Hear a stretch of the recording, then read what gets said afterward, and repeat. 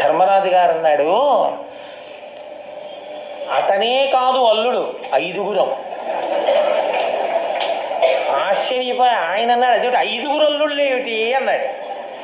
ఆయన అన్నాడు, నేను ఇంకా పెద్దవాడిని ఉన్నాను, వాడు తమ్ముడు, వాడు ఎలా చేసుకుంటాడు ముందు అన్నాడు. ముందు అంటే ఆయన అన్నాడు, పోనీ నువ్వే చేసుకో, నువ్వు ఒక్కడివే చేసుకో, పెద్ద కోడలు అవుతుంది మీ ఇంటికి, నాకేం అభ్యంతరం లేదు, ధర్మము ఎవరైనా పాటించవలసిందే కదా. అందుకని ద్రుపదుడు అన్నాడు, అట్లా యగునేని ఈ కన్య అభిమతముగా వసుమతీనాథ నీవ వివాహమగుము, ధర్మ మార్గం ఎవ్వరికి తప్పనగునే అనినా అతని కనియ ధర్మాత్మజుండు. పోనీ నువ్వు చేసుకోవయ్యా అంటే, ఇప్పుడు ధర్మరాజు గారు అన్నారు, కాదు కాదు, మేము 5గురము ఈ అమ్మాయిని వివాహం చేసుకుంటాం, మేము 5గురము నీ కల్లుళ్ళం అవుతాం, ఈమె మా 5గురి వలన కుంతీదేవికి కోడలవుతుంది, పాండురాజు గారికి కోడలవుతుంది అంటే ద్రుపదుడు ముక్కున వేలేసుకుని అన్నాడు, ఒక్క పురుషునకు భార్యలు పెక్కెండ్రగుట ఎందుకలదు, పెక్కెండ్రకు ఆలొక్కతయగుటే ఏ యుగముల ఈ కథలను విని ఎరుగమెవ్వరి వలన. లోకంలో ఎక్కడైనా ఒక్క పురుషుడికి ఒక భార్య ఉంటుంది, ఒక్కొక్కచో ఒక పురుషుడికి ఎక్కువ మంది భార్యలు ఉంటారు తప్ప ఒక్క స్త్రీకి 5గురు భర్తలు ఉండడం ఎక్కడా చూడలేదు. అసలు ఏ యుగంలో ఎప్పుడైనా ఎక్కడైనా ఇలాంటి కథ విన్నామా? ఎక్కడా లేదు. ఒక ఆడదానికి 5గురు భర్తలు ఏంటే, మీరు నేను ఏమీ నాలుగు పీక్కోక్కర్లేదు, పీక్కోవలసినంత ద్రుపదుడు పీక్కున్నాడు. ఎందుకో తెలుసా అండి, పాపం ఆయన తండ్రి, ఆయనకి బాధ ఉంటుందండి, అసలు ఎక్కడా కని విని ఎరుగని ఆచారం తీసుకొస్తేను. అందుకని ఆయన అన్నాడు, ఏ యుగంలో ఎక్కడైనా విన్నావా? ఎంత నవ్వుల పాలు, ఒక్క ఆడపిల్లని 5గురికి ఇవ్వనా, 5గురికి భార్య అవుతుందా? ఎలా అవుతుంది? ఎప్పుడైనా విన్నావా? నువ్వు ధర్మరాజువి, నీ నోటి వెంట అనవసరపు మాట రాదు. ఈ మాట ఎలా అంటున్నావు? సరే, ఈ మాట అన్నాక నాకు ఇంకో ఆలోచన చెప్పడానికి అసలు ముందు నేను స్థిమితపడాలి కదా. రేపు మళ్ళీ నువ్వు, అర్జునుడు, నేను, కుంతి మనం మళ్ళీ కూర్చుందాం. దుష్టజుమ్నుడు కూర్చుని మాట్లాడుకుందాం. ఇవాళకి వెళ్ళి విశ్రాంతి తీసుకోండి మహాప్రభు అన్నాడు. ఈలోగా గబగబా వేదవ్యాసుడు వచ్చారు. అమ్మ నాయనో, వ్యాస భగవానుడు వచ్చాడు, మహానుభావుడు, పెద్దవాడు, ఇంకా ఇటువంటి సమయంలో ఆయన రావడం కన్నా అదృష్టమేంది, ధర్మం చెప్పేవాడు దొరికాడు అని ఆయన్ని ఉన్నతాసనం ఇచ్చి కూర్చోబెట్టి గౌరవించి అర్ఘ్యపాద్యాదులు ఇచ్చి ఆయనకి ఈ ప్రశ్న నివేదించారు. నివేదించి, అయ్యా వీళ్ళు 5గురు చేసుకుంటామంటున్నారు నా ఒక్క కూతుర్ని, అందున ఎవడో అన్నమాట కాదు, సాక్షాత్ ధర్మరాజు అంటున్నాడు, నేనేం చెయ్యాలని అడిగాడు. అంటే ధర్మరాజు వ్యాసుడికి నమస్కరించి అన్నాడు, నగియును బొంకునందు వచనంబు అధర్మమునందు చిత్తమున్ తగులదు నాకు ఎన్నడును, ధర్మవశ్యము అట్ల కావునన్ వగవక మాకు ఏవురకు వారిజలోచన కృష్ణ నీదగుందగదను నీ విచారములు తక్కి వివాహమునర్పు మొప్పుగన్, నగియును బొంకునందు వచనంబు. నేను పరిహాసానికి కూడా నా మాటలో అబద్ధం ఉండదు, అధర్మమునందు చిత్తము, నా మనసు ఎన్నడూ అధర్మమునందు నిలబడదు. కాబట్టి నా నోటి వెంట మాట వచ్చినా, నా మనసులో ఆలోచన వచ్చినా అది ధర్మమే. ధర్మము కాని ఆలోచన, ధర్మము కాని మాట పరిహాసానికి కూడా నాకు రాదు. కాబట్టి నేను ఏదన్నానో అది సత్యం. కాబట్టి ఈమె 5గురికి భార్య కావలసింది. కాబట్టి ఈమెని మేము 5గురము చేసుకుంటాం. పూర్వం ఎప్పుడు వినలేదు అంటున్నావు కదూ, ఒక్క ఆడది అనేక మందికి భార్య కావడం. గౌతముని వంశంలో జటిల అనబడేటటువంటి ఆడపిల్ల పుట్టింది. ఆమెని 7గురు ఋషులు ఒక్కతినే భార్యగా చేసుకున్నటువంటి దృష్టాంతం ఉంది. దాక్షాయణి అని ఒక మునికన్యక, ఆమెని 10 మంది ప్రచేతసులు వివాహం ఆడారు. ఆమె 10 మంది ప్రచేతసులకి భార్య అయింది. గురులోన పరమ గురువు తల్లియ, అట్టి తల్లి వచనమును విధాతృకృతము అన్యథాకరింప అలవియే అనినం దొరకు ఇట్టులనియే ద్రుపద విభుడు. లోకంలో గురువులకు గురువు ఎవరంటే తల్లి, మాతృదేవో భవ అని కదా ఉపనిషత్తు. అటువంటి గురువైన మా అమ్మ తన నోటి వెంట ఎన్నడూ అసత్యం పలకదు. మా అమ్మ శక్తి అటువంటిది. ఆడి తప్పడం కానీ, అసత్యం పలకడం కానీ, మా అమ్మ అన్నది అసత్యం అవడం కానీ ఇప్పటి వరకు లేదు. కాబట్టి మా అమ్మ నోటి వెంట వచ్చింది అంటే బ్రహ్మగారి నిర్ణయం అదేనన్నమాట. మా అమ్మ 5గురు ఉపయోగించండి అండి.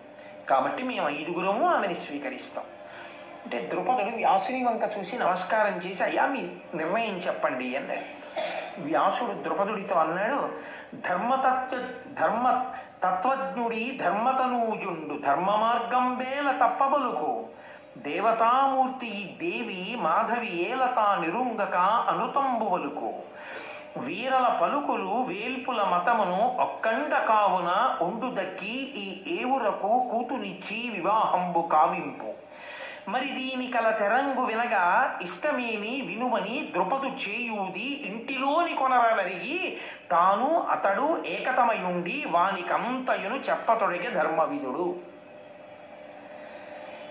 వ్యాస భగవానుడు అన్నాడు, ధర్మతత్వజ్ఞుడయా ధర్మరాజు, ఆయన నోటి వెంట అమృతం వస్తుందా?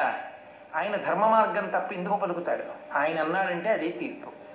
2 దేవతామూర్తి ఈ కుంతి నోటి వెంట అటువంటి మాట ఎందుకు వస్తుంది? కాబట్టి దేవతలందరి నిర్ణయం కూడా ఈమె ఒక్కతే 5గురికి భార్య కావాలని, కాబట్టి ఆ 5గురికి ఇచ్చి వివాహం చేసేసేయి. మీరు ద్రుపద మహారాజు అయితే తృప్తి పడిపోయారా ఈ జవాబుకి? మీరు ద్రుపదుడైతే వ్యాసుడు ఇలా చెప్పాడని ధర్మరాజు అలా చెప్పాడని కన్యాదానం 5గురికి చేయడానికి సిద్ధంగా ఉన్నారా? నిర్మోహమాటంగా చెప్పండి, సిద్ధంగా ఉన్నారా? వ్యాసుడు చెప్పాడని ధర్మరాజు చెప్పాడని నేనే ద్రుపదుడైతే ఆడైనా మగైనా కన్యాదానం చేసేస్తానండి అన్నవాళ్ళు 5గురికి ఇచ్చి పెళ్లి చేసేస్తానన్న వాళ్ళు ఎవరో చెయ్యొద్దండి. అంటే ఎవరూ చేయడానికి సిద్ధంగా లేరు. అలా లేకపోవడం సహజం. ఎందుకో తెలుసా అండి? ఆడపిల్ల తండ్రే లోకంలో లేని ఒక విచిత్రమైన ఆచారాన్ని ఎలా తీసుకొచ్చి ఎప్పుడో ఎక్కడో ఏదో కోటికొక్క విషయంలో జరిగింది అన్న దాన్ని ప్రమాణంగా తీసుకుని తన కూతురిని 5గురికి ఇచ్చి వివాహం ఎలా చేస్తాడు? కాబట్టి ఆయన తృప్తి పడలేదు. అది గమనించాడు వ్యాస భగవానుడు. గమనించి నీకు నేను ఒక పెద్ద రహస్యం చెప్తాను, వీళ్ళెవ్వరికి ఉండకూడదు, వీళ్ళ ముందు చెప్పను, దా లోపలికి వెళ్ళి మనం చెప్పుకుందాం అని. అంటే ఇప్పుడు నేను మీ ముందు చెప్పనని కాదు అని ద్రుపదుడిని ఒక్కడిని చెయ్యి పట్టుకుని అంతఃపురంలోకి తీసుకెళ్ళి ఎవ్వరూ లేకుండా తలుపులు వేసేసి, విను ఇప్పుడు చెప్తాను అసలు రహస్యం ఏమిటో, ఎందుకు ఈమె 5గురికి భార్య కావాలో చెప్తాను, జాగ్రత్తగా విను అని చెప్పడం మొదలెట్టాడు. మీరు కూడా జాగ్రత్తగా వినవలసి ఉంటుంది. ఈమె ఒకానొక జన్మలో బ్రాహ్మణ పడొచ్చు. ఈమె పేరు ఇంద్రసేన. ఈమె భర్త పేరు మౌద్గల్యుడు. ఆయన ఒక గొప్ప ముని, గొప్ప తపశ్శక్తి సంపన్నత కలిగినటువంటి వాడు, కానీ కుష్ఠరోగి. ఆయనకి శరీరం అంతా కుష్ఠవ్యాధి వచ్చి చర్మము ఎముకలు మాత్రమే మిగిలి ఎప్పుడూ ఒంట్లోంచి నిత్తురు చీము కారుతూ పొల్లటి కంపు కొడుతూ ఉంటాడు. నోరు కూడా దుర్వాసన వస్తూ ఉంటుంది. వేళ్ళు కుష్ఠవ్యాధి తినేయడం వల్ల ముక్కలు ఊడి పడిపోయాయి. దానికి తోడు అతి కోపిష్టి, చాలా కోపిష్టివాడు. ఆయనకి భార్య ఈ ఇంద్రసేన. ఈమె మహాపతివ్రత. ఆమె భర్తనే దైవంగా భావించిందంతే. కాబట్టి ఆమె అన్నం తిన్నా కూడా భర్త తినగా మిగిలినది ఏది ఉందో అదే తినేది ఆ కంచంలో. ఒక రోజున భర్త మౌద్గల్యుడికి అన్నం పెట్టింది. ఆయన భోజనం పూర్తయిపోయింది. భోజనం పూర్తయిపోయిన తర్వాత ఆ మిగిలిన అన్నాన్ని తిందామని ఆ శేషాన్ని ఈవిడ తినడానికి కూర్చుని తింటోంది. ఎలా? పరమ ప్రీతితో. ఎందుకనంటే ఆయన తిన్న అన్నంలో ఆయన వేళ్లకున్న చీము నిత్తురు కలుస్తాయి. అయినా ఆవిడ పరమ ప్రీతితో తింటోంది. ఆవిడ పాతివత్యం అటువంటి. ఆ తింటున్నప్పుడు ఆ మౌద్గల్యుని యొక్క వేలు ముక్కొకటి ఊడి అందులో పడిపోయింది ఆ కుష్ఠరోగం వల్ల. ఆవిడ అయ్యో ఇది భర్త వేలు ముక్క ఊడిపోయిందని చెప్పి ఆ వేలు తీసి పక్కన పెట్టింది. ఆ పక్కన పెట్టినప్పుడు ఎవరికైనా మనసులో వికారం కలుగుతుంది, ఎవరికైనా అనిపిస్తుంది. ఆవిడ అలా అనలేదు. ఆవిడ పాతివ్రత్య శక్తి అటువంటిది. కాబట్టి ఆవిడ పరమ ప్రీతితో వేలు పక్కన పెట్టి అన్నం తింది. అది చూశాడు మౌద్గల్యుడు. నీకు అనితర సాధ్యమైన పాతివ్రత్యం ఇది. భర్త కుష్ఠరోగం వచ్చిందని నీకు బాధపట్టలేదు నువ్వు. అంత ప్రీతితో నన్ను సేవించావు, పైగా నేను కోపిష్టివాడిని, అయినా నువ్వు నన్ను అనుగమించావు, నీకేం కావాలో కోరుకో అన్నాడు. మీరు ఇందులో తప్పు పట్టడానికి ఏం ఉండదు, యథార్థానికి అతిగా ఆలోచించడానికి అంతకన్నా ఉండదు. ఆమె భర్త కుష్ఠరోగ పీడితుడై ఎముకలు చర్మంతో మిగిలి ఉన్నవాడిన్నాళ్ళు. ఆమె అంది, మీరు తపశ్శక్తి సంపన్నుల కనుక దివ్యమైన రూపాన్ని పొంది నాకు చాలా కామాతురతతో ఉన్నదాన్ని నేను, కాబట్టి అది భర్తకి చెప్పడంలో దోషం ఏమింది? సహృదయంతో స్వీకరించాలి. కాబట్టి మీరు 5 రూపములు ధరించండి, దివ్యమైన రూపములు. నేను ఎటు చూసినా మీరు దివ్యమైన భవ్యమైన రూపంతో కనపడాలి. ఇన్నాళ్ళు ఇలాగే చూశాను. 5 రూపాలతో మీతో కలిసి నేను మంచి మంచి వనములలో నదీ తీరములలో విహరించాలనుంది అంది. ఆయన అన్నాడు, నువ్విన్నాళ్ళు నన్ను అనుగమించినందుకు, నా పరీక్షకి నిలబడగలిగినందుకు నిన్ను అలాగే అనుగ్రహిస్తానని 5 దివ్యమైన రూపములను పొందాడు. పొంది ఆయన సూర్యరథం ఎక్కించి ఆవిడ్ని నదీ తీరములు, సాగర తీరములు, ఉద్యానవనములు, తోటలు అన్నిటినీ తిప్పుతూ చాలా కాలం సంతోషంగా గడిపి, ఇక నేను తపస్సు చేసుకోవడానికి వెళ్ళిపోతున్నాను, చాలు అనుభవించిన భోగానికి అంతే ఎక్కడ ఉంటుంది, నేను వైరాగ్యాన్ని పొందాను అన్నాడు. ఆవిడ కొంతకాలం అయిపోయింది, భర్త వెళ్ళిపోయాడు, ఆవిడ కూడా శరీరం విడిచిపెట్టేసింది. విడిచిపెట్టేసిన వాసనాబలం ఏమిటో తెలుసా అండి? ఒక్క భర్త 5 రూపాలతో ఇంత గొప్పగా క్రీడించి ఆనందిస్తుంటే ఇంత సంతోషం అనుభవించానన్న భావన ఆమె యందు ఉండిపోయింది. ఆమె కూడా శరీరం విడిచిపెట్టేసి, భర్త తపస్సుకు వెళ్ళిపోయాడు, విడిచిపెట్టి ఆమె కాశీరాజుకి పుత్రికగా పుట్టింది. ఆవిడికి ఆ జన్మలో పెళ్ళి అవ్వలేదు, పైగా గత జన్మలో ఉండిపోయినటువంటి వాసనాబలం ఉండిపోయింది. ఆ కామాతురత ఇంకా ఆమె యందు తృప్తి పొందలేదు. అటువంటి సమయంలో ఆమె భర్త కోసమని తపస్సు చేసింది. ఆ తపస్సు చేస్తున్నప్పుడు 5 దేవతలు అటుగా వెళ్ళారు. వాళ్ళు దాని కడకు ప్రత్యేకంగా ధర్మ వాయు వాసవాశ్వినుల్ ప్రీతులై వచ్చి దానినాత్మ దేహాంశజులకు దేహాంతరమున పత్నిగా కోరి రధిక సౌభాగ్యయుక్తి. అలా ధర్మదేవత, వాయు, ఇంద్రుడు, అశ్విని దేవతలు వీళ్ళు ఆ తపస్సు చేసుకుంటున్నటువంటి కాశీరాజు గారి కుమార్తె ముందు నుంచి వెళ్ళిపోతూ వాళ్ళు 5 అనుకున్నారు, ఈమెకి వచ్చే జన్మలో మేము 5 భర్తలైతే బాగుండు అనుకున్నారు. ఇక్కడ మీకు ఒక అనుమానం వస్తుంది, ఏమంటే దేవతలకు కూడా అలాంటి ప్రతి ఉంటుందా? ఒకవేళ ఉందిపో, తపస్సు చేసుకుంటున్న దానికి భర్త కావాలనేగా తపస్సు చేస్తోంది, ఈ జన్మలోనే భర్త అయితే వదిలిపోలా, మళ్ళీ వచ్చే జన్మలో అవుతామంటారు ఎందుకు వాళ్ళు? అంటే మహాభారతంలో లేదు, కానీ మార్కండేయ పురాణంలో దీని గురించి వివరణ ఉంది. అదే ద్రౌపదీదేవి యొక్క జీవితంలో ఉన్న రహస్యం. అందుకే వ్యాస భగవానుడు లోపలికి తీసుకెళ్లి కూర్చోబెట్టి ద్రుపదుడికి చెప్తున్నాడు. ఒకానొకప్పుడు దేవేంద్రుడు త్వష్ట ప్రజాపతి బ్రాహ్మణుణ్ణి సంహారం చేశాడు. ఆయన్ని సంహరించడం చేత ఆయనలో ఉన్న ధార్మికమైన తేజస్సు వెళ్ళిపోయి ధర్మదేవతని ఆశ్రయించేసి వేరొకసారి వృత్రాసురుడు అనబడేటటువంటి వాణ్ణి సంహారం చేశాడు. ఆ సంహారం చేసినప్పుడు తద్దోష కారణం చేత ఆయన శరీరంలో ఉండే బలం ఆయన్ని విడిచిపెట్టి వాయుదేవుణ్ణి ఆశ్రయించి వెళ్ళిపోయింది. ఎవరి నుంచి? అన్నీ ఇంద్రుడి నుంచే. ఇంద్రుడికి సంబంధించిన ధర్మము ధర్మదేవత దగ్గరికి వెళ్ళింది, ఇంద్రుడి బలం వాయుదేవుడి దగ్గరికి వెళ్ళింది. ఆయనే ఒకానొకప్పుడు తానే ఇంద్రుడిగా ఉండి అహల్య చేత అహల్యని మోసగించి అహల్యని అనుభవించాడు. ఆయన మోసగించి అంటే అహల్యకి తెలుసు వచ్చినవాడు ఇంద్రుడని. మోసగింపబడిన వాడు ఎవరంటే యథార్థానికి గౌతముడు. మీరు రామాయణం బాలకాండలో విన్నారు. అందుచేత తన రూప సౌందర్యంతో మభ్యపెట్టి ఆయన అహల్యని అనుభవించాడు. అప్పుడు ఆయన శరీర సౌందర్యం జారిపోయి అశ్విని దేవతల దగ్గరికి వెళ్ళిపోయాడు, వాళ్ళ అందగాళ్ళు కనుక. ఆ ఇంద్రుడిగా ఉండిపోయాడు. ఇప్పుడు ఆ ఇంద్ర తేజస్సే వీళ్ళ దగ్గరికి వెళ్ళింది. ఇప్పుడు మీరు బాగా పట్టుకున్నారో లేదు, ఇది మార్కండేయ పురాణాంతర్గతం. మీరు నన్నయ్య గారి భారతం చూస్తే నన్నయ్య గారి భారతంలో కనపడదు.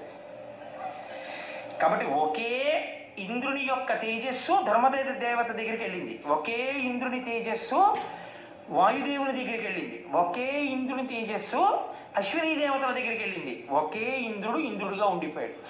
వీళ్ళ ఐదుగురే వెనక నడిపించేటటువంటి ఈశ్వరుడు ఒకడు ఉన్నాడు. ఈ 5 శక్తులే ఆ అమ్మాయి ముందు నుంచి వెడుతున్నాయి. వాళ్ళకి ఆ జన్మలో అవ్వాలనిపించకుండా వచ్చే జన్మలో అవ్వాలనిపించడమే పరదేవతానుగ్రహం. వాళ్ళు అనుకున్నారు ఈమెకి మేము 5గురం వచ్చే జన్మలో భర్తలం అవ్వాలి అనుకున్నారు. ఇప్పుడు నాకు ఒకటి చెప్పండి, ఇంద్రుని యొక్క ధర్మాంశ ధర్మదేవత దగ్గరికి వెళ్ళి ఇంద్రుడు మళ్ళీ ధర్మరాజుగా పుట్టాడు. ఇంద్రుడి యొక్క బలం వాయుదేవుడి దగ్గరికి వెళ్ళి మళ్ళీ భీమసేనుడిగా పుట్టాడు. ఇంద్రుడి యొక్క తేజస్సు ఇంద్రుడి దగ్గరే ఉండి ఇంద్ర తేజస్సుగా అర్జునుడిగా పుట్టాడు. ఇంద్రుడి యొక్క సౌందర్య తేజస్సు అశ్వినీ దేవతల దగ్గరికి వెళ్ళి ఇంద్రాంశగా, అశ్వినీ దేవతల తేజస్సుగా నకుల సహదేవులుగా వచ్చారు. 5గురుగా కనపడుతున్నా అవన్నీ కలిపి ఇంద్రాంశలైనప్పుడు కలిసి ఉన్నది ఒక్క ఇంద్రుడేనా కాదా? పైకి 5గురుగా కనపడుతున్నది ఒక్కరే. ఈ ఒక్కరేని ఎక్కడ నిర్ధారింపబడింది? మీరు మార్కండేయ పురాణాన్ని ఆధారం చేసుకుని చెప్పేస్తున్నారా భారతాన్ని? భారతంలో కూడా ఇంకా ఎక్కడైనా నిరూపణం అయిందా ఈ జన్మ లోపల? అయింది. ఎక్కడైందో తెలుసా అండి? ఇది నేను చెప్పడం కాదు, సాక్షాత్తు వ్యాసుడు చెప్తున్నారు. ఆయన అన్నారు, ఈ పిల్ల తపస్సు చేస్తోంది కదూ, తపస్సు చేస్తున్నప్పుడు ఆమెకి పరమశివుడు ప్రత్యక్షం అయ్యాడు. ప్రత్యక్షం అయితే ఏం కావాలని అడిగాడు. అడిగితే ఈవిడండి భర్తని పొందాలి, భర్తని పొందాలన్న ఆతురతతో భర్త కావాలి, భర్త కావాలి, భర్త కావాలి, భర్త కావాలి, భర్త కావాలని 5 మాటలంది. 5 మార్లు అన్నావు కనుక 5గురు భర్తలకి ఇల్లాలి అవుతావు అన్నాడు. అంటే వెంటనే ఆ పిల్ల ఏముందో తెలుసా అండి? చాలా సంతోషం అనలేదు. ఆమె అంత అమాయకురాలు కాదు, ఆమె 5గురికి ఇల్లాలవడానికి ఇష్టపడింది కాదు. ఆవిడ ఏమందంటే, సతికి ఒక్కరుండపతిగాక ఎందును పతులు పలువురవుట కథల కలదే లోకనాథ ఇట్టి లోక విరుద్ధం పోరమువడయ అమరవరదయొల్ల. మహానుభావ, ఒక ఆడదానికి ఒక్కడే భర్త. ఒక భర్తకి చాలా మంది భార్యలు ఉండడం లోకంలో ఉంది. కానీ ఒక భార్యకి అనేక మంది భర్తలు ఉండరు. నాకు వద్దా వరం, నేను పుచ్చుకోను, నాకు 5గురు భర్తలు అక్కర్లా, నాకు ఒక్కడే భర్త కావాలని. అంటే నన్నయ్య గారి యొక్క మహాభారతంలో ఏమనుందో తెలుసా అండి? రుద్రశబ్ద ప్రయోగం చేశారు ఆయన. రుద్రుడు అన్నాడు అన్నారు వెంటనే.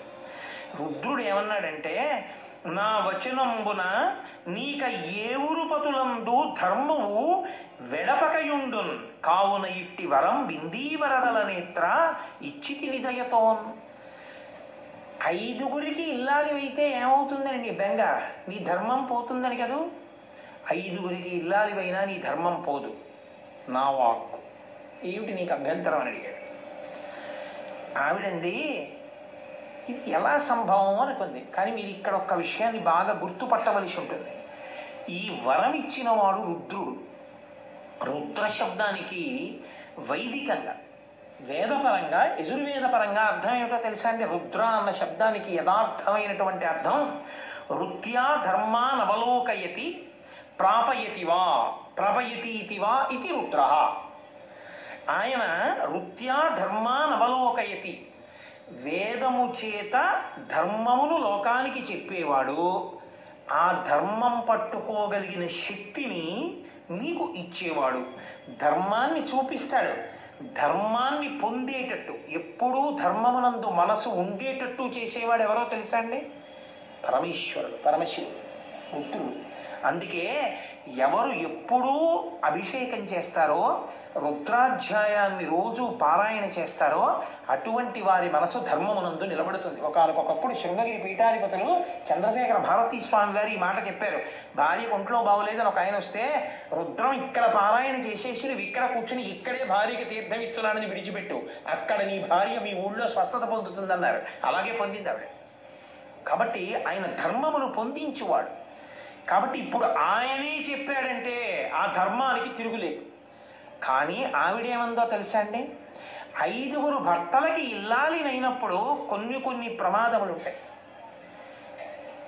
మీరు విశాల హృదయంతో దీన్ని అర్థం చేసుకోవాల్సి ఉంటుంది నేను చెప్పే మాటని. ఒకటి, నేను ఒక భర్త చేత అనుభవింపబడినప్పుడు రెండవ భర్త దగ్గరికి వెళ్ళినప్పుడు నేను కన్యని కాను.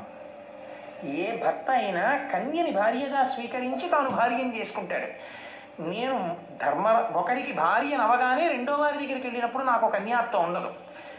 అప్పుడు నా పతి పట్ల నా ధర్మం తప్పుతుంది. కాబట్టి నేను 5 పతుల దగ్గర నా కన్యాత్వము పోకూడదు వివాహం దగ్గర నుంచి. 2, పతి సేవా భాగ్యంలో నేను 5 అదే మనసుతో సేవించగలదానమై ఉండాలి.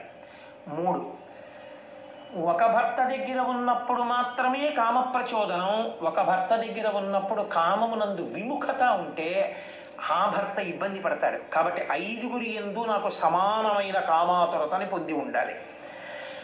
నేను ఎప్పటికీ ముత్తైదువుగా ఉండాలి. అంటే 5 భర్తలలో ఏ ఒక్కడూ పడడానికి వీల్లేదు. కాబట్టి నేను ముత్తైదువుగా ఉండాలి. అందుకే స్వర్గారోహణ పర్వంలో అందరికన్నా ముందు ద్రౌపది పడిపోయింది. కాబట్టి ఈ 5 నాకు నువ్వు ఇస్తే నేను 5 ఇల్లాలనవడానికి అంగీకరిస్తాను. అప్పుడు శివుడు ఏమన్నాడో తెలుసా అండి? అలాగే నువ్వు అడిగినవన్నీ నీకు ఇస్తున్నాను, నువ్వు వెళ్ళి గంగా తీరంలో నిలబడు, ఇంద్రుడు వస్తాడు తీసుకురా. ఇప్పుడు ఆవిడ వెళ్ళి గంగా తీరంలో నిలబడింది, ఇంద్రుడు వస్తే తీసుకెడదామని. ఆ ఇంద్రుడు బ్రహ్మగారి దగ్గరికి వెళ్ళాడు. ఎందుకు వెళ్ళాడో తెలుసా అండి? యమధర్మరాజు గారు నైమిషారణ్యానికి వచ్చి చాతుర్మాస్యం ఆయన అక్కడికి వచ్చి సత్రయాగం మొదలుపెట్టాడు. ఆ సత్రయాగం పూర్తయితే కానీ మళ్ళీ ఆయన అక్కడికి వెళ్ళడు. యాగదీక్షలో ఉన్నవాడు పీటల నుంచి లేచి ఇతర పనులు చేయకూడదు. కాబట్టి ఆ యాగదీక్షలో ఉన్నారు కాబట్టి ఊరూరా వెళ్ళి కనబడ్డ వాళ్ళందరినీ ఉసురు తీయడు ఆయన. కాబట్టి లోకంలో ఎవడు చచ్చిపోవడం మానేసి దీర్ఘాయుష్మంతులు అయిపోయి పాపాలు పెరిగిపోతే ఇంద్రుడు దేవతలు వెళ్ళి దేవతలకి మనుషులకి తేడా లేకుండా పోయింది. వాళ్ళు మరణం లేకుండా ఉన్నారు, మేము మరణం లేకుండా ఉన్నాం, పాపం పెరిగిపోతుంది ఎలా అని అడిగారు.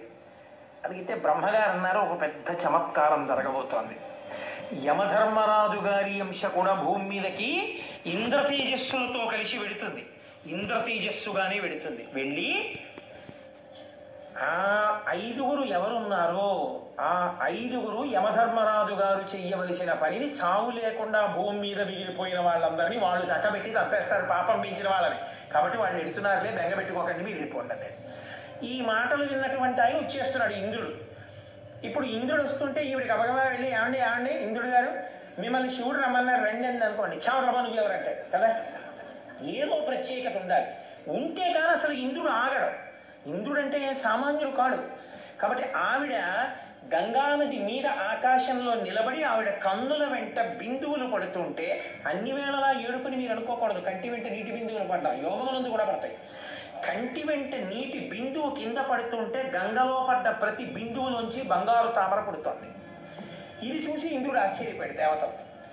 ఇదెక్కడి చమత్కారం రా, ఈవిడ కన్నీటి బిందువులకి బంగారు తామరలు పుడుతున్నాయి అని ఆయన ఆగి, నువ్వెవరు ఎందుకు ఏడుస్తున్నావు అలాగా, ఈవిడ కన్నీటి బిందువులు బంగారు తామరలు అవుతున్నాయి అది నేను తర్వాత చెప్తాను కానీ శివుడు రమ్మంటున్నాడు పదట్లేదు అని ఆవిడ శివుడి దగ్గరికి తీసుకొచ్చింది. ఈలోగా శివుడు ఏం చమత్కారం చేశారో తెలుసా అండి?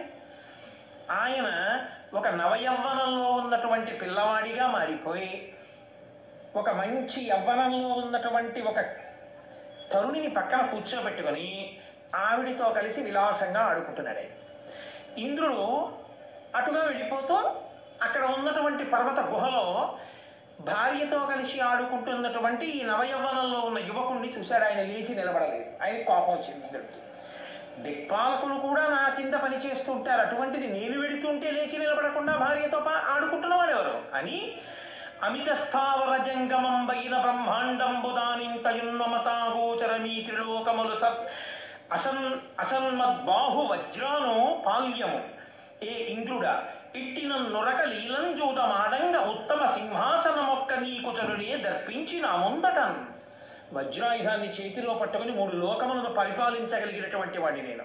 అటువంటి నేను వెడుతుంటే నువ్వు అలా కూర్చుని ఏమిటి అలా మాట్లాడుతున్నావు, ఏమిటి ఆడుకుంటున్నావు, ఏంటి ఎవరిని అనుకుంటున్నావు అన్నాడు.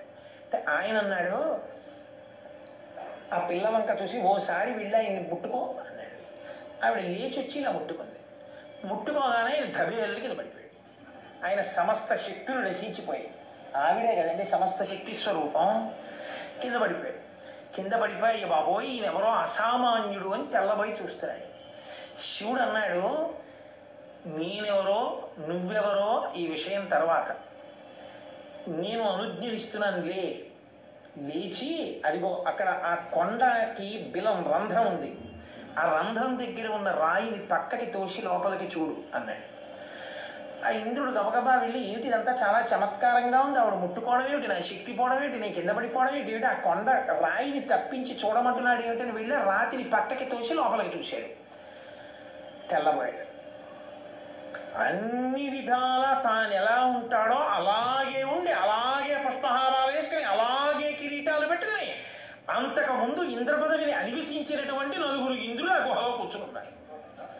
విశ్వభుత్, భూతదామ, శిబి, శాంతి అనబడేటటువంటి 9. ఈ పేర్లు అన్నయ్య గారి భారతంలో లేవు, నేను ఇతర వ్యాఖ్యానాల నుంచి తీసినవి.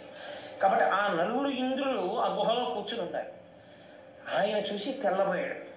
వాళ్ళు 9 ఇంద్రులు, వాళ్ళు ఇంత పూర్వం ఇంద్ర పదవిని నిర్వహించిన వారు, అయిపోయింది ఆ పదవి, వచ్చి ఇక్కడ కూర్చుని ఉన్నారు. శివాజ్ఞ మేరకు అక్కడ ఉన్నారు. ఆయన బ్రహ్మమస్తకావలీని పద్ధతి నమ శివాయ.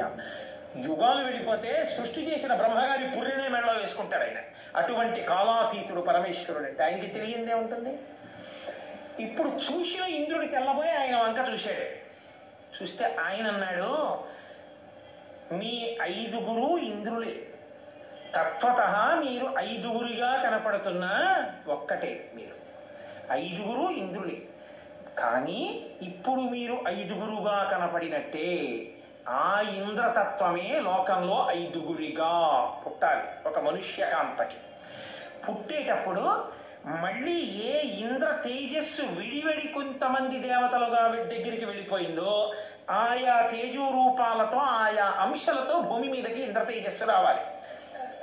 అందుకని ధర్మదేవత వలన ధర్మరాజుగా, వాయువు వలన భీమసేనుడిగా, ఇంద్రుడి వలన అర్జునుడిగా, అశ్వనీ దేవతల వలన నకుల సహదేవులుగా 5 రావాలి. మీరు 5 ఇంద్రులే అయితే మీరు 5 అనుభవించినది, మీరు 5 పొందినది, మీరు 5 పరిపాలించినది, మీ 5 చేత పొందబడినది స్వర్గలక్ష్మి. కాబట్టి ఆ స్వర్గలక్ష్మీదేవియే, ఆ జగన్మాతయే లోకంలో అయోనిజగా ద్రౌపదీదేవిగా ద్రుపదుడి యొక్క యజ్ఞగుండంలోంచి ఆవిర్భవిస్తుంది. మీరు ఆమెను వివాహం చేసుకుంటారు. అందుకుని మీకు 5 ఒక్కతే ఇల్లాలవుతుంది. ఇది కారణం. కాబట్టి ఇదంతా ఎవరు చెప్పారు ఈ రహస్యాన్ని? వ్యాస భగవానుడు ద్రుపదుడికి చెప్పాడు. చెప్పి, పిచ్చివాడ, ధర్మరాజు నోటి వెంట ఎందుకు వచ్చిందో తెలుసా మేము 5 వివాహం చేసుకుంటామని? కుంతి నోటి వెంట ఎందుకు వచ్చిందో తెలుసా మేము 5 వివాహం చేసుకుంటామని? అయోనిజ అయినటువంటి ఆ స్వర్గలక్ష్మి ఇక్కడ ద్రౌపదిగా వచ్చింది. ఈ వచ్చిన కారణం చేత 5 ఇంద్రులు ఒక్క స్త్రీని వివాహం చేసుకోవాలి. అందుకని 5 వివాహం చేసుకుంటామంటున్నారు. ఇది చాలా లోకోత్తరమైన కళ్యాణం, ఎక్కడా లేనిది, కానీ అసామాన్యమైన విషయం. ఇంకా నీకు నమ్మకం కలగకపోతే నీకు నేను యోగ దృష్టిని ఇస్తున్నాను. ఇప్పుడు నువ్వు ఒక్కసారి తలుపు దగ్గరికి వెళ్ళి తెర తీసి ఆ కూర్చున్న 5 వంక చూడు, నీకేం కనపడుతుందో చూడు అంటే అని యోగ దృష్టిని ఇవ్వగానే ద్రుపదుడు వచ్చి తెర తీసి అక్కడ కూర్చున్న ధర్మరాజు, భీముడు, అర్జునుడు, నకులుడు, సహదేవుడు 5 వంక, ఆ ద్రౌపదీదేవి వంక చూశాడు.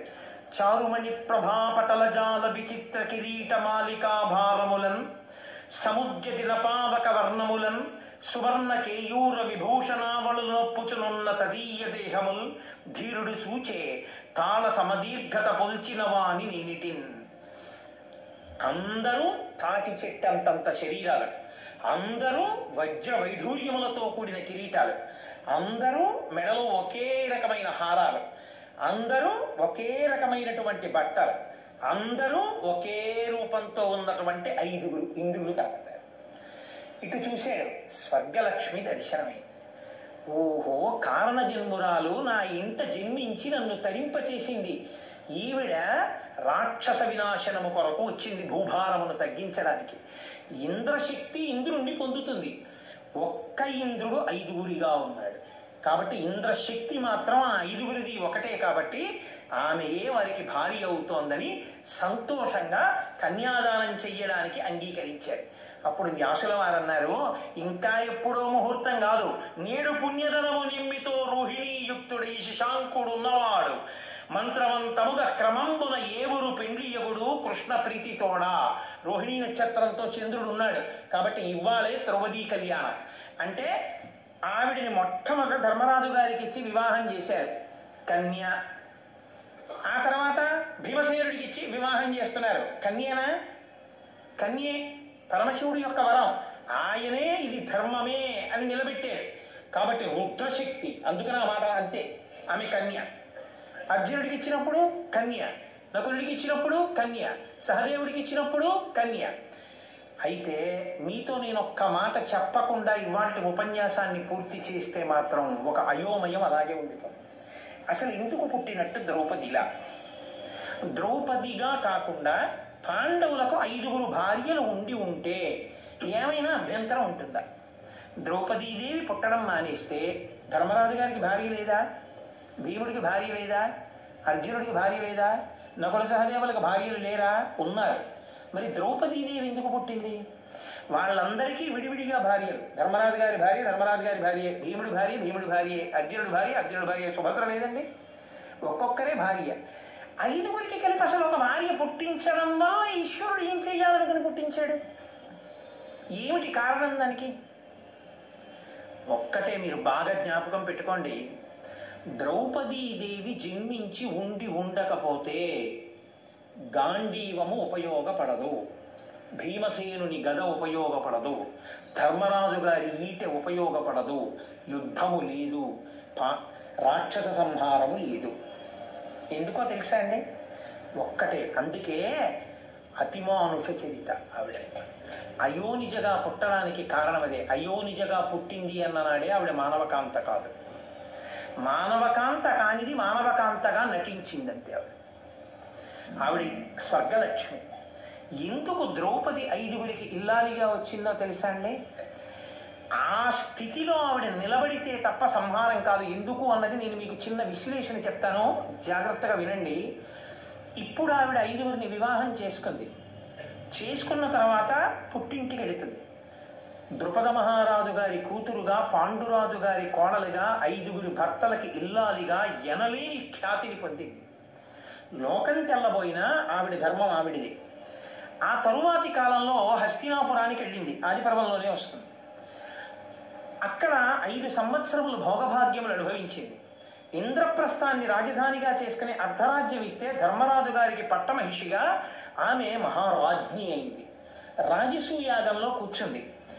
కానీ దుర్యోధనుని యొక్క అసూయ అంతా వెళ్ళిపోయి ఎక్కడ నిలబడిపోయిందో తెలుసా అండి? ద్రౌపదీదేవి మీద నిలబడిపోయింది. ఆవిడ ఒక భార్య దేనికి సంతోషిస్తుందో దానికి సంతోషించి నవ్వినా వాడు ఓర్చలేకపోయాడు. రాజసూయాగం జరుగుతోంది. ధర్మరాజు గారు రాజసూయాగం చేస్తున్నాడు. సింహాసనం మీద కూర్చుని ఉన్నాడు. దుర్యోధనుడు కింద నిలబడి ఉన్నాడు. అతను ఊహించినంత వైభవానికి పాండవులు ఎదిగిపోయాడు. నువ్వు చిన్నప్పటి నుంచి మా ఆయన్ని ఆయన తమ్ముళ్ళని పాడు చేద్దామని చూశావు. నువ్వు ఎంత పాడు చేద్దామనుకున్నా ఆయన ధర్మం ఆయనకి ఎంత రక్షణ కల్పించిందో చూసావా? ఎంత గొప్పగా ఎదిగాడో చూసావా మా ఆయన అని తన భర్తల్ని పాడు చేద్దామనుకున్నవాడు కనపడ్డప్పుడు ఏ స్త్రీ అయినా నువ్వు ఎంత చేస్తే మాత్రం ఈ స్థితిని పొందలా అని ఒక చిన్న నవ్వు నవ్వకుండా ఉంటుందా? ఓ చిన్న నవ్వు నవ్వింది. దానికి వాడి కక్ష మరింత పెంచుకున్నాడు. ఇది ఎంత స్థాయికి తీసుకెళ్ళిపోయాడంటే పాండవుల్ని జూదానికని పిలిచాడు. ఆ ద్యూత క్రీడలో ఓడిపోయాడు ధర్మరాజు గారు. ఓడిపోవడం అనేటటువంటి దాన్ని కేవలం రాజ్యం ఓడిపోవడం వరకు తీసుకెళ్లి ఉంటే ధర్మరాజు గారి తృప్తి ఎంత తృప్తో తెలుసా అండి? 5 ఊళ్ళు ఇస్తే చాలు ఊరుకుంటాడు.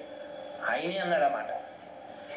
కానీ పెద్ద మలుపు మహాభారతం ఎక్కడ తిరిగిపోయిందంటే ప్రతిజ్ఞలు లేవు. నేను దుర్యోధనుని చంపుతాను, దుశ్శాసనుని చంపుతాను, ఈ ప్రతిజ్ఞలు ఏమీ లేవు. ఎవరి భార్యలు వాళ్ళ ఇళ్లలో కూర్చుంటారు. ద్రౌపదీదేవి మీద పెట్టుకున్న కక్ష, ఆవిడ అతిలోక సౌందర్యమే దుర్యోధనుడి మనసుని పాడు చేసి ఈవిడ వీళ్ళ 5 భార్య అవడమా? వాడు అన్న మొదటి మాట ఏమిటంటే వాళ్ళ నుంచి ఆవిడ్ని విడగొట్టేయగలమా, లేకపోతే దెబ్బలాట్లు పెట్టగలమా? కాబట్టి ఇప్పుడు అతను ఏం చేశాడంటే ద్రౌపదీదేవిని అందులోకి లాగాడు. ఆమెని కూడా ధర్మరాజు ఒడ్డేటట్టు చేశాడు. ఆమెని ఓడిపోగానే అతను ఎంత దూరం వెళ్ళిపోయాడంటే నా దాసి, నా గది ఓడవాలి, వెళ్ళి తీసుకురండి అన్నాడు. దుశ్శాసనుడి దగ్గరికి వస్తుంటే ఆవిడంది, అలా రాకూడదు, నన్ను ముట్టుకోవద్దని సభలో పరిగెత్తి ధృతరాష్ట్రుడి దగ్గరికి వెళ్ళి చాటున దాక్కుంది, భీష్ముడి చాటున దాక్కుంది. అత్తగారు కదా, నూరుగురు కొడుకుల తల్లి కదా, రక్షించకపోతుందా అని గాంధారి చాటుకెళ్ళి దాక్కుంది. ఒక్కరు మాట్లాడిన వాళ్ళు లేరు, వికర్ణుడు తప్ప. దుశ్శాసనుడు వచ్చి ఆమె వలువలు ఊడ్చేస్తున్నాడు. 5 భర్తలు దివ్యాయుధ సంపన్నులు తలలు వంచు కూర్చున్నారు. 5 ఆవిడ వలువలు ఊడుస్తుంటే నా పెద్దలన్న వాళ్ళు నన్ను రక్షించేవాళ్ళు లేరు, నా భర్తలన్న వాళ్ళు రక్షించలేరు, నన్నోడి తన్నోడేనా తన్నోడి నన్నోడినా అని ఆవిడ సభాప్రభంలో వేసిన ప్రశ్న అలాగే ఉండిపోయింది. ఆవిడ అంది, నేను ఏకవస్త్రని, రజో దోషంతో ఉన్నాను, నా ఒలువ ఊడ్చవద్దండి. అయినా వినకుండా సభ మధ్యలో ఈవిడ ఒకరికి భార్య కాదు, చాలా మందిని భర్తగా పొందింది కాబట్టి ఇలాంటి దానికి బట్టలు ఊడదీస్తే తప్పేం లేదు, ఊడదీయమన్నాడు కర్ణుడు. ఆయనకి ఎప్పుడూ దుర్యోధనుడి పక్కన నిలబడి దుర్యోధనుడిని రెచ్చగొట్టడం ఆయనకి సరదా. ఇంతమందికి ఇల్లాలైన దానివి చేతకాని పాండవులకు ఇల్లాలిగా ఉండడం కన్నా నిన్ను గెలుచుకున్న దుర్యోధనుడికి ఇల్లాలి అయితే నిన్ను రక్షిస్తాడన్నాడు. తొడ చూపించి 10 మంది ఆడవాళ్ళు ఉన్న చోట అసలు తొడ కొట్టకూడదు అన్న ధర్మాన్ని కూడా విస్మరించి దుర్యోధనుడు తొడ మీద కొట్టి చూపించాడు, వచ్చి నా తొడ మీద కూర్చోమని బావగారు. అప్పుడు కూడా పాండవులు తలెత్తలేదు. ఈ కష్టాలని ఒక సామాన్యమైన వనిత తట్టుకుంటుందని మీరు ఎలా అనుకుంటున్నారు? ఒక సామాన్య స్త్రీ తట్టుకుంటుందా? ఒక సామాన్య స్త్రీ కథని మలుపు తిప్పగలదా? అది ద్రౌపదీదేవికే సాధ్యం, అనితర సాధ్యమైన విషయం. ఆవిడ స్వర్గలక్ష్మి, ఆవిడ అయోనిజ కాబట్టి తట్టుకుంది. ఆవిడ పనికి మాలిన వాళ్ళు వీళ్ళు కారు, నేను పిలవవలసిన వాడు వేరొకడున్నాడు. ఆవిడ బంధుత్వం ధర్మరాజు గారికి బావగారు కాబట్టి బంధుత్వం చేత అన్నగారు కృష్ణుడు. అన్నగారిని కృష్ణుడితో సంభావన మొదలుపెట్టి సంబోధన మొదలుపెట్టి కృష్ణుడి యందున్న ఈశ్వరతత్వాన్ని గుర్తిరిగి ఆయనకి మహాభక్తురాలైంది. ఆ కృష్ణుణ్ణి ప్రార్థన చేసింది. ఆయన అనేకమైనటువంటి వస్త్రములను ఇచ్చాడు. ఇంకా అవి లుప్తం అవడం లేదు, ఇక తగ్గడం అన్నది లేదు. అన్ని వస్త్రములను ఆయన ఇచ్చేశాడు, అక్షయ వస్త్ర ప్రదానం చేశాడు. దుశ్శాసనుడు ఒలువ లోడ్చలేక పడిపోయాడు. ఆవిడ్ని చుట్టుపట్టి సభలోకి ఈడ్చి తెచ్చాడు. ద్రౌపదీదేవి జోలికి వెళ్ళారు కాబట్టి భీముడు ప్రతిజ్ఞ చేశాడు. ఏ దుర్యోధనుడు తొడ కొట్టి చూపించాడో ఆ తొడలు విరిచేస్తాను కురుక్షేత్రంలో అన్నాడు. ఏ ద్రౌపదీదేవి జుట్టు పట్టి ఈడ్చాడో ఆ దుశ్శాసనుడి గుండెలు బద్దలగొట్టి నిత్తురు తెచ్చి ద్రౌపదీదేవి కురులకు రాసే వరకు ఆమె జడ వేసుకోదు. ఇప్పుడు ప్రతిజ్ఞలు ఎందుకు వచ్చాయి? దుర్యోధన దుశ్శాసనుల్ని చంపుతానని. ద్రౌపదీదేవి జోలికి వెళ్ళకపోతే వస్తాయా? ఇవి రాకపోతే భీముడి గదకి విలువ ఉందా? అర్జునుడి గండీవారికి ఏమైనా విలువ ఉందా? ఆవిడ్ని ధృతరాష్ట్ర మహారాజు అడిగాడు సభాపర్వంలో, నీకు వరాలు ఇస్తున్నాను, ఏం కావాలన్నాడు. ఆవిడ ముందు ఏది అడిగిందంటే, ధర్మరాజుని దాస్య విముక్తుణ్ణి చెయ్యండి కొడుకుతో సహా అంటే ధర్మరాజు గారి కొడుకుతో సహా విడిపించాడు ధృతరాష్ట్రుడు. ఇంకొక వరం ఇస్తానమ్మా, ఏం కావాలన్నాడు. ఎక్కడ శపిస్తుందో అని భయపడి మిగిలిన 9 ఆయుధాలతో విడిపించండి అంటే ఇంకొక వరం కూడా కోరుకో అన్నాడు. ఆవిడ వెంటనే ధర్మం పాటించి క్షత్రియ వరత 2 వరాలే కోరాలి, నాకు అక్కర్లేదు 3 వరాలు. భర్తలని మళ్ళీ విడిపించిన ఖ్యాతి ద్రౌపదీదేవిది. మళ్ళీ జీవితం ఆడాడు ధర్మరాజు గారు. అరణ్యవాసం, అజ్ఞాతవాసం. మళ్ళీ అరణ్యవాసానికి వెళ్ళినప్పుడు ఆవిడ అందమే ఆవిడికి శాపం. లోకంలో పురుష ప్రకృతి ఎలా ఉంటుందో చూపించింది.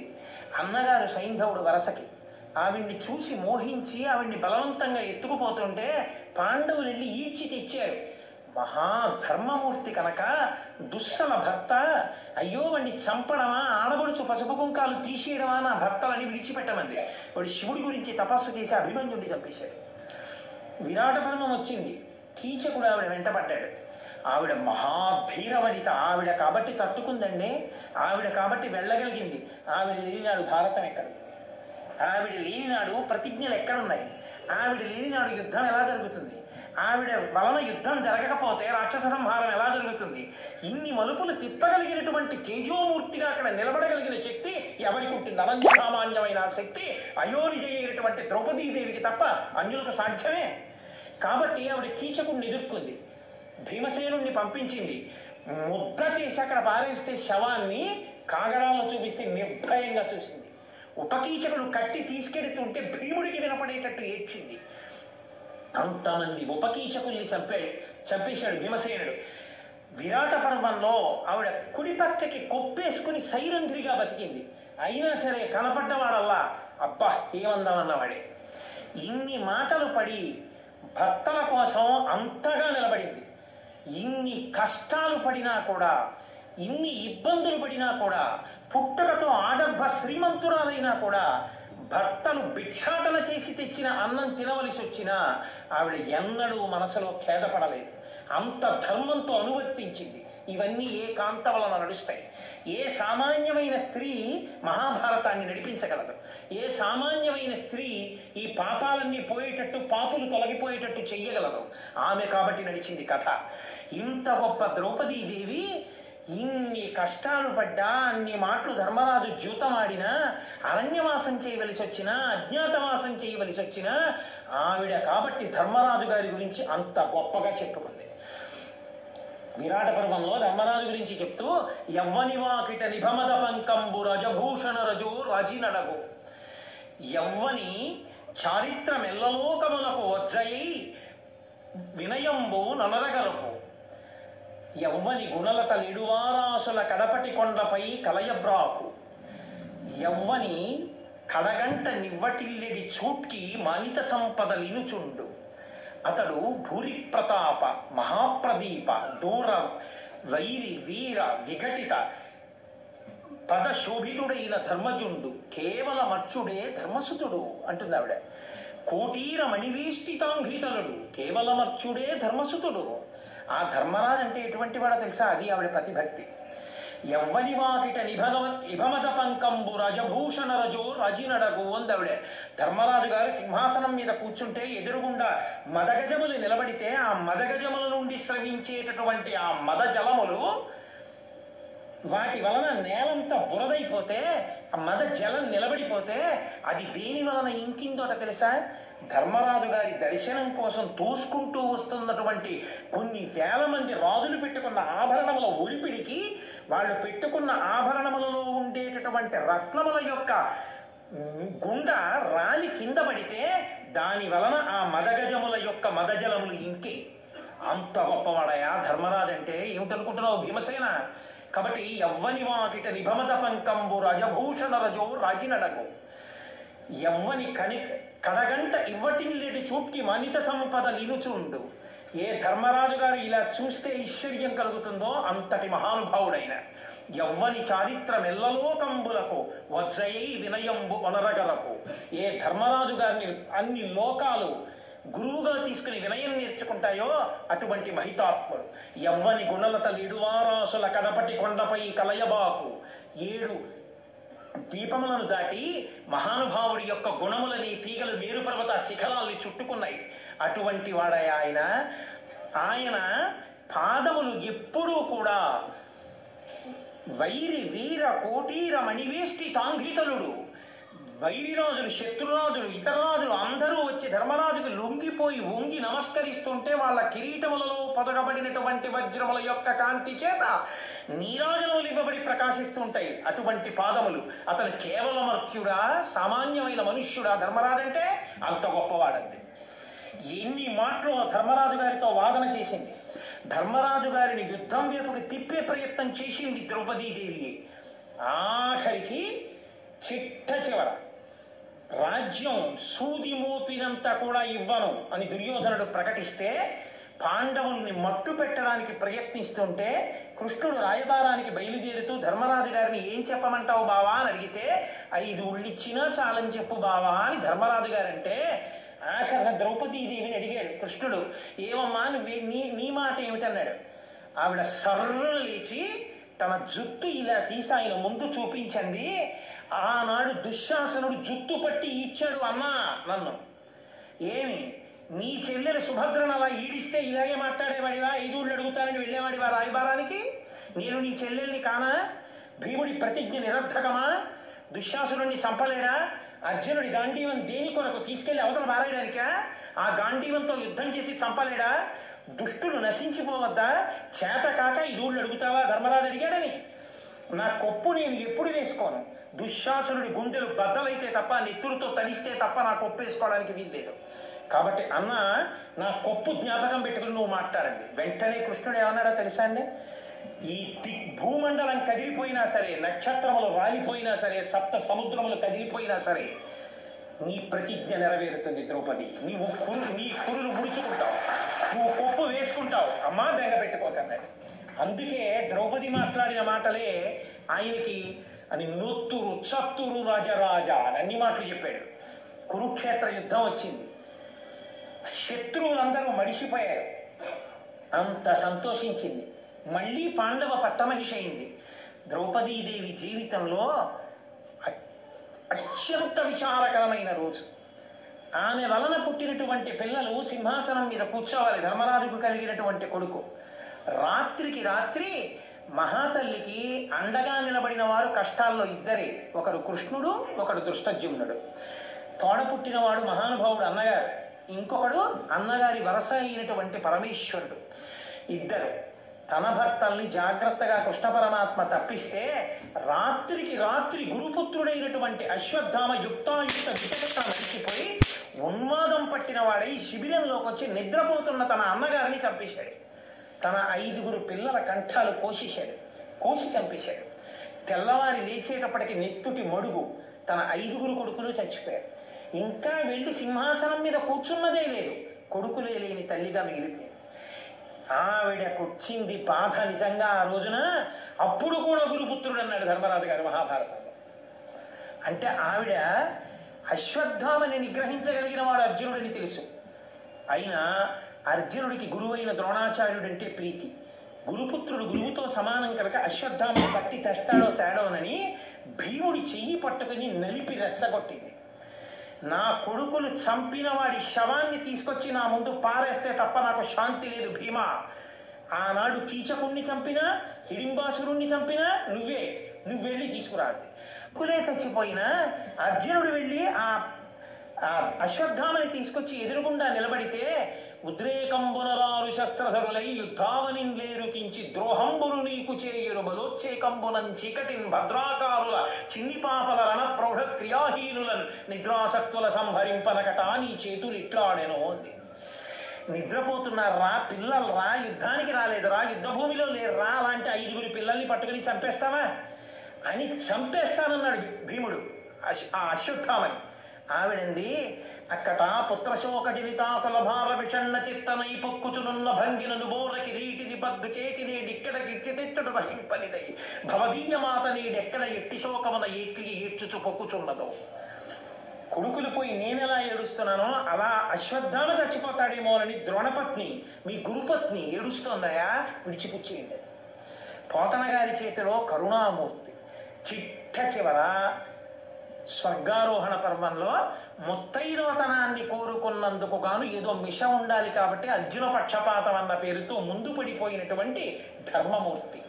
ఇన్ని ఉద్ధాన పతనాలు ఆవిడ జీవితంలో, ఇన్నిటిని తట్టుకుని ఒక ఆడదాని కారణం చేత శపథములు జరిగితే తప్ప కురుకుల నాశనం జరగదు. వాళ్ళు నశించరు. వాళ్ళు నశించాలంటే ద్రౌపదీదేవి కారణంగా ప్రతిజ్ఞలు జరగాలి. అటువంటి స్థాయిలో నిలబడగలిగిన ఏకైక వ్యక్తి ద్రౌపదీదేవి. నేను కేవలం సింహావలోకనం చేశాను తప్ప నిజానికి ద్రౌపదీదేవి గురించి పూర్తిగా మాట్లాడలేదు. అంతటి దివ్యమైన తేజస్సు కలిగిన తల్లి, సాక్షాత్తు స్వర్గలక్ష్మి. ఆమె శాంతి కావలసిన వాళ్ళకి శాంతినివ్వగలదు.